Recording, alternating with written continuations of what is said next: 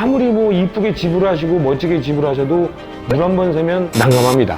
조 박사가 봤을 때는 누수는 자연재해가 아니고 인재입니다.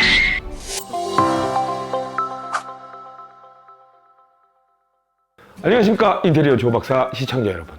오늘 조 박사가 가장 걱정이시고 가장 관심이 많으신 이 집에 대한 누수, 조 박사가 인테리어 공사를 하기 전에 사전 점검을 합니다. 이게 누수의 원인을 따져보자면 한 4가지로 볼 수가 있습니다. 빗물에 의한 누수, 두 번째는 급수배관, 그러니까 수도배관이라고 하죠. 우리 물이 나오는 수도배관에 의한 누수, 그 다음에 방수, 뭐 화장실이라든지 발코니 이런 공간에, 물을 쓰는 공간에 바닥 방수에 의한 누수. 네 번째가 배관 노후에 대한 누수입니다. 그래서 이렇게 원인을 따져봤을 때 누수는 그냥 어쩔 수 없이 생기는 게 아니라 사람에 의해 생기는 인재다.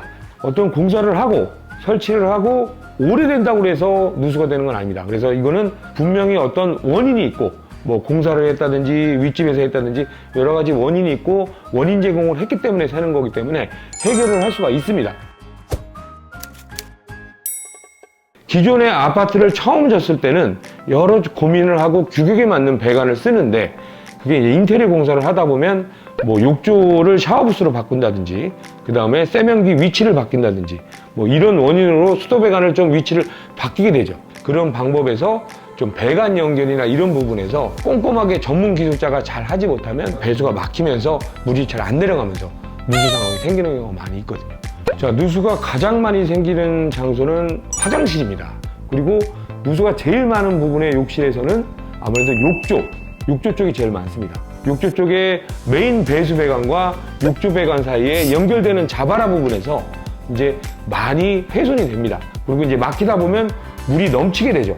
물이 넘치는 물이 욕조 안에 고이다 보니까 그 물이 밑에 집으로 고인 물이 새는 경우가 허다합니다. 그래서 누수가 있을 때는 가장 먼저 볼 거는 물이 잘 내려가는지, 그리고 욕조 쪽에 안쪽에서 누수가 있는지를 먼저 봐야 됩니다. 그 다음에 이제 세면대에 물이 내려가는 배관 부분이 있습니다. 그쪽이 막혀 있으면 아무래도 물이 차 있기 때문에 누수가 생기겠죠. 그 다음에 이제 세 번째로 누수가 생길 수 있는 경우는 바닥 배수, 메인 바닥 배수도 좀 막혀 있거나 여러 가지 이제 공사를 하면서 그 연결 배관 부분을 잘 연결을 못했을 때는 그쪽에서 이제 물이 차 있다 보니까 누수가 생길 수밖에 없습니다.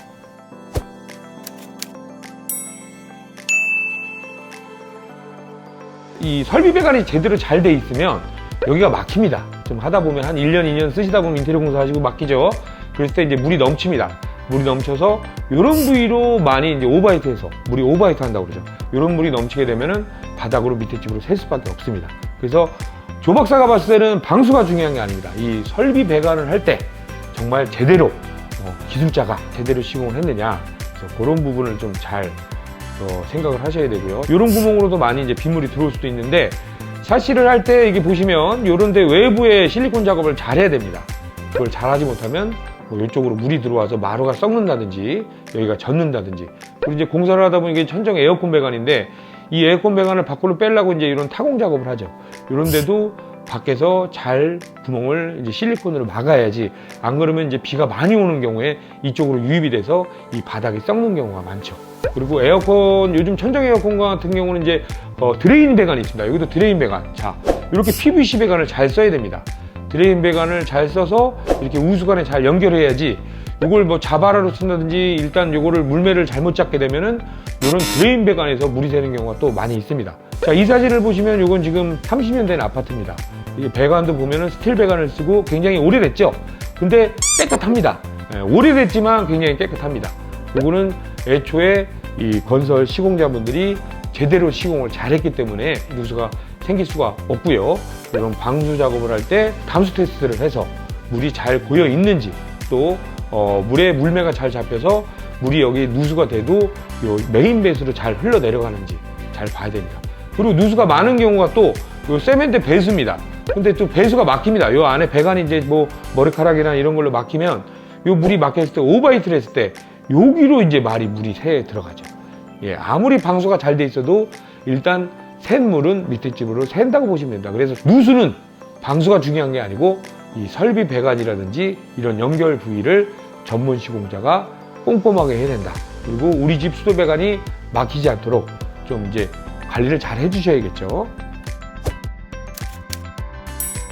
일단 누수는 윗집에서 해는 누수는 빨리 윗집에 통보를 한 후에 윗집에서 공사를 해야겠죠. 또 우리 집이 공사를 할 때 누수가 안 되게 하려면 공사 전에 집에 갔을 때 누수가 되는 부분이 어디에 있는지 좀 관심을 갖고 좀 체크를 하시고 또 인테리어 공사하시는 분들과 같이 상의를 하셔야 될 것 같아요.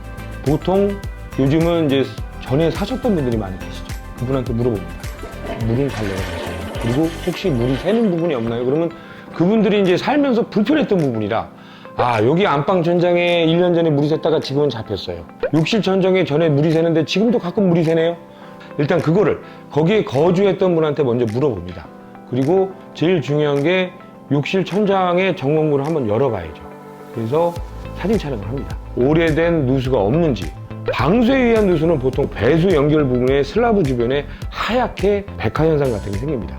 그런 오래된 누수가 없는지, 그리고 화장실 천장을 봤을 때 누수의 흔적이 없는지, 뭐 방천장도 마찬가지입니다. 그 다음에 발코니나 다용도실 천장을 꼭 봐야 됩니다. 창호 접합 후에 흘러온 물자국이 없는지, 그리고 그 우수관이란 빗물 내려가는 관, 오래된 아파트들은 꼭 누수가 있습니다. 거기에 그쪽에 누수 원인이 없는지, 그리고 바닥을 봅니다.